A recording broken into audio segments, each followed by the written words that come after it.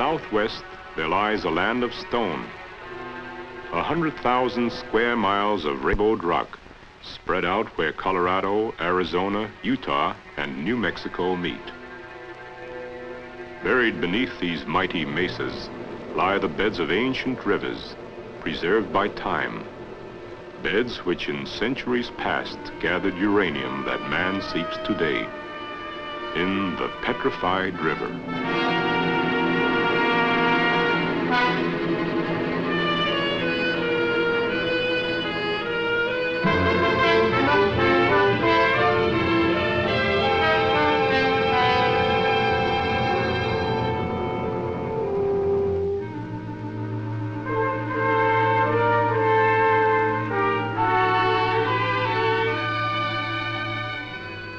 To find the Petrified River and its uranium, a man must understand its origin and go back 200 million years to a time long before the Colorado Plateau was formed.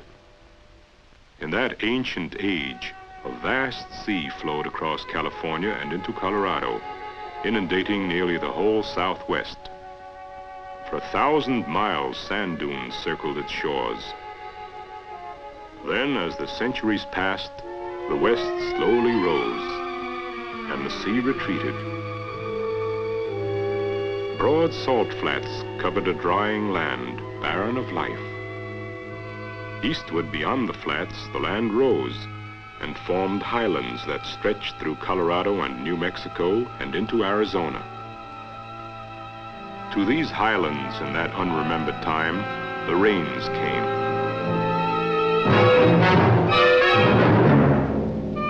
Year after year, the torrents poured down, and the descending waters carried silt and gravel to the flats below. This silt and gravel built a vast plain that spread from Colorado toward California, a broad plain crossed by gently meandering rivers. As the waters flowed, logs and vegetation collected at the bends of the ancient streams, ready to trap the uranium which was to come their way. This vast chapter of the West's history came to a close under a burning sun that dried up the rivers and left the logs to bleach on the sand. And then wind-blown sands buried logs and vegetation and riverbeds. Century upon century slipped away, bringing more changes. Sometimes new and even more lush plains formed above the old, burying ever deeper the petrified rivers. Sometimes the highlands were gripped by ice. At one time, the whole West buckled, and the earth spewed forth fire. From deep within the earth's crust, hot solutions bubbled up bearing uranium. Solutions which many geologists believe spread laterally into the ancient riverbeds, or as others believe, flowed into these prehistoric rivers, depositing uranium among the logs and decaying vegetation. Today, the canyon walls of the Colorado Plateau, carved by rushing rivers, reveal the sediments laid down in a past geologic time. Preserved as sandstone are the dunes of the great inland sea. The ancient plains lie frozen in bands of red and gray rock. On one mesa wall they stand, the pages of 200 million years of history, pages that a man can read. Flying close to them, airborne prospectors seek traces of the petrified riverbeds that bear uranium, not by sight, but by radioactivity. For wherever there is uranium, there is radiation, which a sensitive instrument like a scintillometer can detect at relatively great distances. By this technique of rim flying, prospectors today cover vast sections of the mesas in a few hours, tracking down deposits of the ore that has made the Colorado Plateau one of the world's foremost uranium producers. But equally important in developing America's uranium industry is the solitary prospector, who for years has been exploring this forbidding land on foot, groping his way along the sheer mesa walls as he seeks his fortune in a modern Klondike, whose prize is the black or canary yellow color of uranium-bearing rock. His constant companion is a Geiger counter, which detects uranium ore lying near the surface.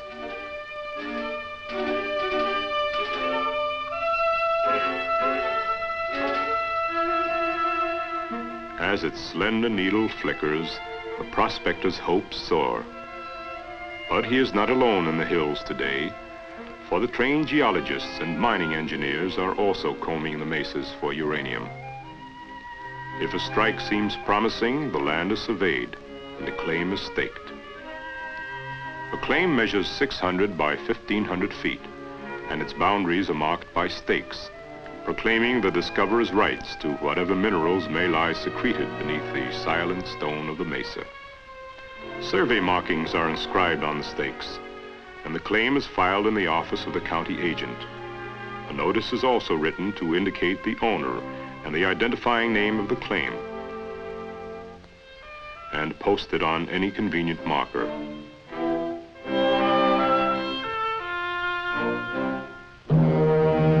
Then the real costs of uranium hunting begin to mount as a bulldozer climbs the sheer mesa wall. Laboriously, it cuts out a precipitous and narrow road for the drill rig and trucks to follow. Providing access to the mine roads are hundreds of other roads leading to the claim areas, built by mining companies and the government. A claim may look promising, but only by drilling deep into the mesa can the ore deposits be pinpointed to determine whether they are large and rich enough to be worth mining.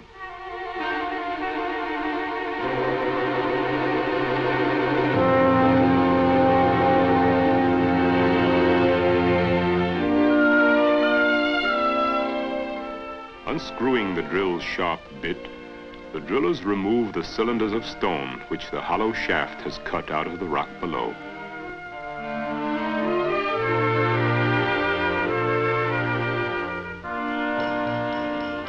Arranged on trays, these cores provide a cross-section of the rock through which the drill has passed.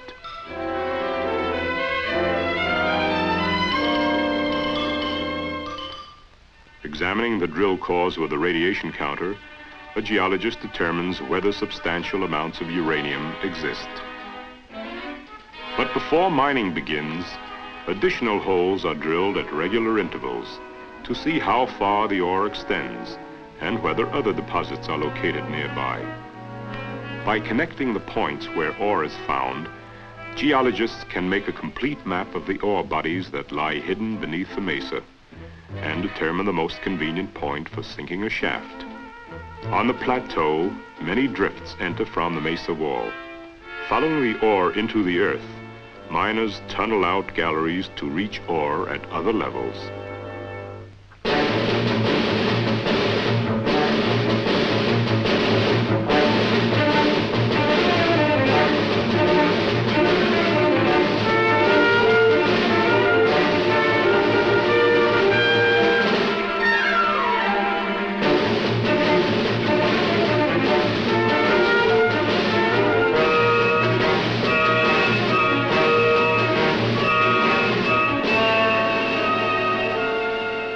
Like explorers stepping onto a new continent, the miners watch intently as their drills bring to light the petrified image of a fertile plain that lived nearly 200 million years ago. For the rock has preserved for all time the ripples left in the sands by the meandering rivers of those ancient days as they flowed across the plains. Once the ore has been blasted loose, muck is loaded into the cars that will take it from the mine. Cars that are always on the move, carrying thousands of tons of ore a day from the man-made tunnels that honeycomb the plateau.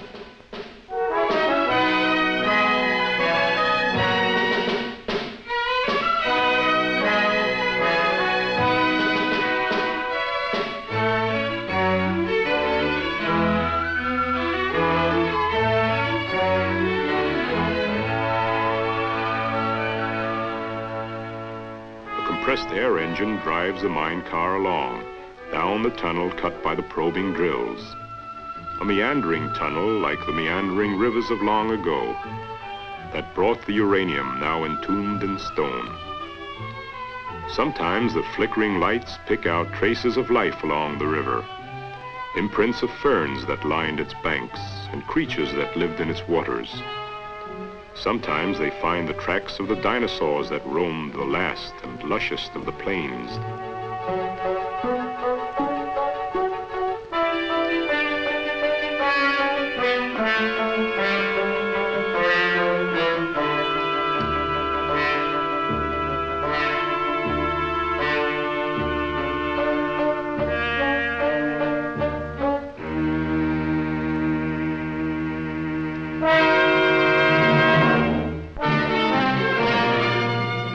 Winding roads that have been forged through the busy mesa country, a ceaseless stream of trucks carries the precious ore to buying stations and more than a dozen processing mills. The mill at Uranium, Colorado, one of many, lies in the heart of one of the oldest and richest uranium mining sections on the plateau. After each load of ore is weighed, it is dumped into receiving bins. From there, it is carried to a series of crushers, for it must be broken to a fine size before processing begins.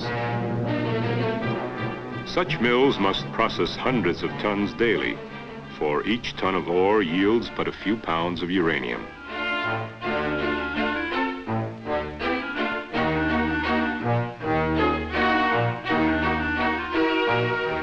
Huge rotating cylinders, the minerals in the finely ground ore are dissolved with acid. Once in solution, they leave the containers as a slurry. In a series of vats, the solids of the slurry settle to the bottom, leaving most of the uranium concentrate in solution. But with a metal as valuable as uranium, even the settling sands must be combed for any remaining metal. In rotating filters, liquids are drawn off from the sands. And then, under fire, the sands are dried for reprocessing. The final result is a uranium compound in solution, which is piped into storage tanks, and then through long filter presses, where the liquid is squeezed out of the uranium precipitate, leaving behind a clean, bright, clay-like material called yellow cake. And thus the labors of the plateau come to an end. Labors that began almost a decade ago when prospectors set out to comb the desolate mesa country. With a nation in need of uranium, the Atomic Energy Commission decided to open up the plateau, offering miners profitable prices for their ore.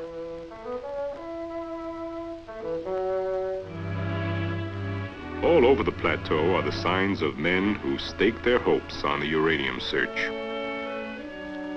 Other signs reveal the prospecting and exploration work of government agencies. From across the nation, thousands of people came to the plateau to hunt for uranium. Towns like Grand Junction, Colorado, and Moab, Utah, became boom towns, bristling with drill rigs and filled with strange faces. Stores specializing in instruments needed for the uranium search opened up everywhere. The activities of the Atomic Energy Commission and hundreds of mining company geologists and engineers who pored over their maps of the mesa country resulted in 1,000 mines that changed the face of the land. For uranium mining in the United States is a big business today, sometimes a huge earth-moving job for heavy equipment and sturdy trucks. A job continually expanding as new areas and new formations are discovered. Uranium mining is teamwork of private industry and government in ore assaying, ore buying, the exchange of information, all the special services that keep the complex operation going. Tank cars and tank trucks travel ceaselessly with tons of supplies. Equipment of every description moves the ore, all contributing to an industry now valued at several $100 million annually. And from all over the plateau, the fruits of these labors flow to ore buying stations and to the mills. This is an industry which did not exist a few short years ago. An industry that has brought to this area enterprising men, modern equipment, new mines and expanding mills. Mills that work day and night to extract from mountains of ore a substance precious beyond imagination. For in it is locked the energy that created our universe. Energy that was born far out in space. For the elements that make up our Earth came from the fiery cores of ancient suns billions of years ago. The simplest of all these elements is the hydrogen atom. It has a single proton in its nucleus and an electron that circles it like a planet. Within suns, hydrogen atoms fuse together and are joined by two neutrons. The result is a completely new element, helium, whose two protons attract a pair of circling electrons. Helium, in turn, becomes the next heaviest element, lithium, as more particles join its nucleus.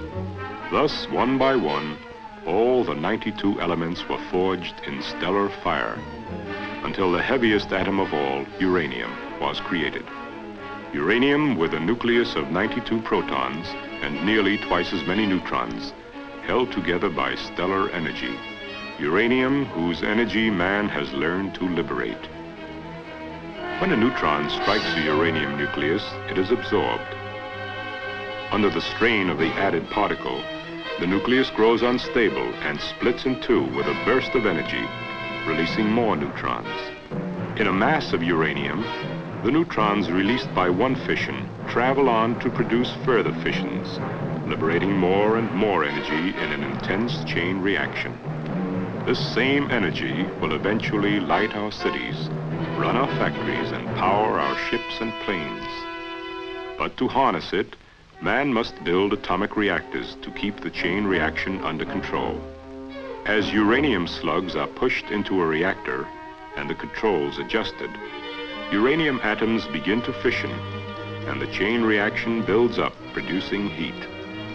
It is this heat that makes atomic power possible. A liquid pumped through the reactor is heated as it flows around the hot rods.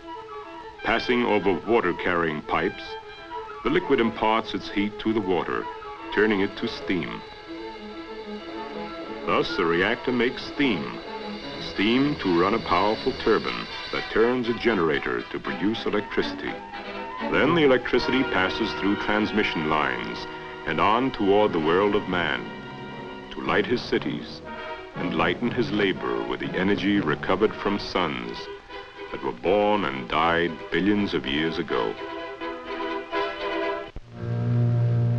But in addition to power, a reactor can also produce radioisotopes. In the control room of the big reactor at Oak Ridge, Tennessee, an operator watches the instruments as men prepare to load it with slugs of uranium. Penetrating the reactor are more than 1,200 channels in which uranium fuel is inserted. A radiation counter checks the ramrod for radioactivity as it is withdrawn. Once it is running, the reactor produces intense radiation.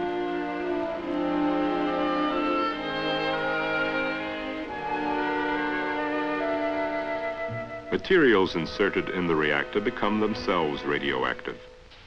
Substances like phosphorus, cobalt, and sodium.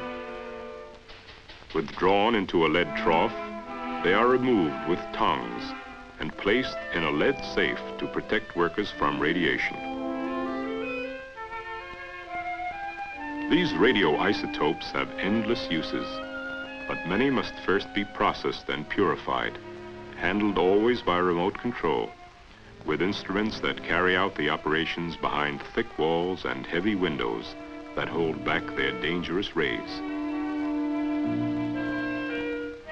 The products of the atomic pharmacy at Oak Ridge are stored behind a thick wall. Mirrors overhead enable the operator to see behind the wall and to select from a storage rack a radioisotope ordered for shipment.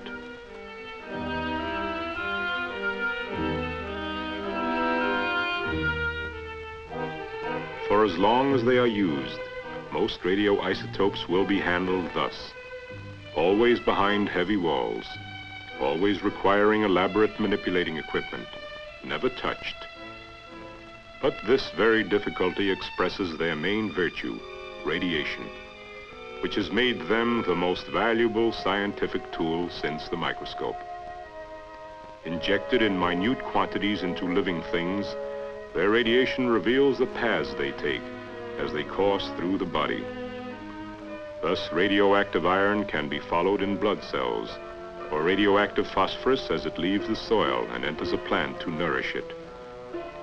Radiation can also save life, and the rays from irradiated cobalt, cesium, and gold are used to destroy cancerous tissue. Industry saves over $100 million a year by using isotopes to measure products and control processes. Each month, over 1,000 shipments of radioisotopes leave the Oak Ridge National Laboratory for universities, hospitals, and industrial plants all over the world. In medicine, one of the most valuable isotopes is radioactive iodine. Removed from the hospital storage cell, it will be used to prepare a dose of atomic medicine.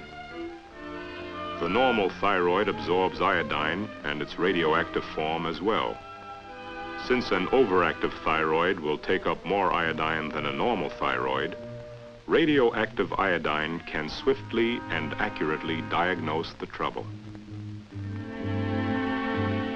The atomic medicine is prepared by a remote control pipette. As a technician, watching his movements in a mirror, inserts the pipette down into a lead box. He draws up the solution, then transfers a measured amount into a paper cup to which water is added for the patient to drink.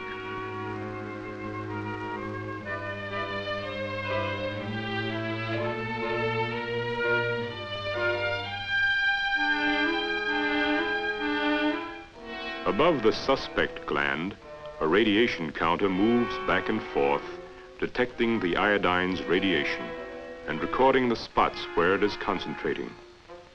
There is the diseased thyroid, whose effective diagnosis will lead to early treatment.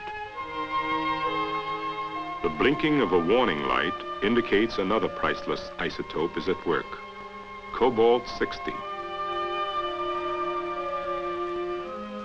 Mounted inside a rocking cylinder, the cobalt's penetrating radiation bombards a tumor deep in the patient's body, often destroying the malignant cells with its rays, as dials record the dose administered. One vast new field of research is the preservation of food by radiation. Exposed to it, potatoes can be stored for years without sprouting. Because radiation destroys living cells, scientists are using it to kill the bacteria that spoil food. Dozens of samples are prepared each day. Inside a lead cask, the meat is exposed to radioactive cobalt, whose rays kill the bacteria. Today, irradiated meat remains fresh for weeks. Someday it may last for months, as fresh as the day it was packaged. A pair of docile burrows helps in investigating one of the most basic processes of all, metabolism. Isotopes are added to the feed, and then the radioactivity of the burrow's breath is measured to find out how much of the material is exhaled and how much is actually built into body tissue. A study that will ultimately reveal more about how the human body works. Scientists are using isotopes to unveil the marvelous processes of life and growth. Absorbed by plants, radioisotopes reveal how cells use energy from the sun to build living tissues. Because radiation causes mutations, breeding experiments can now be done in a few summers, producing strains which may be more disease-resistant than the old. By adding radioactive phosphorus and calcium to soils, scientists have found the degree to which healthy plants require these substances, but in amounts so small, only radiation could reveal their presence. The isotopes produced by uranium are penetrating the mystery of life itself. In every cell lie chromosomes, which contain the invisible genes that govern the cell's growth. Radiation can alter and break these chromosomes, enabling scientists to learn more fully how they influence the development of life. Under the microscope, the winding chromosomes in the cells become visible as man seeks an understanding of the still smaller world beyond the microscope. Probing the endless form and variety of living things, scientists come ever closer to an understanding of the wondrous process by which they function.